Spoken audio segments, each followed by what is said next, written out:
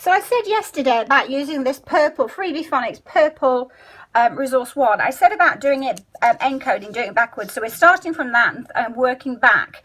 But you can of course do it speech to print as well. We can start with these, thinking about follow the sounds to say the word.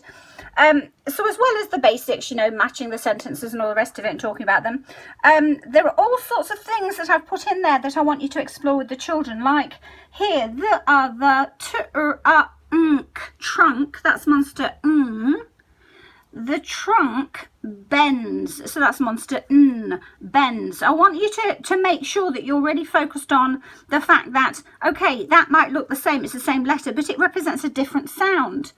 There's an S, but that's a monster Z because it's the trunk bends, whereas Fred flaps.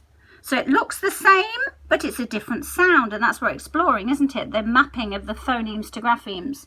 So another one might be, so here, this is what it would look like in a book. We can go back, we can think, right, if I give you this sentence, now go back, now code map it, now tell me the sentence. So we've got the all the sound pick cards that I gave you there, so that you could, so that the children can actually build all of these sentences using the sound pick cards. So you're talking about the speech sounds, the actual phonemes they use.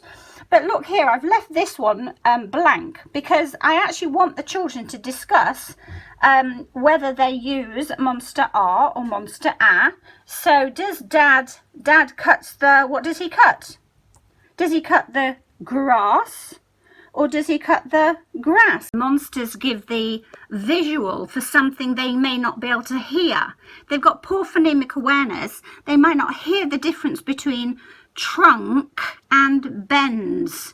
So we're not only helping them by segmenting, we're also showing them, right, that, because that represents a sound. It's something that isn't concrete, so we're making it concrete. We're making it easier for the children. Get the children to talk about it. There is so much that you can do with this resource. So this is the Freebie Phonics Purple 1.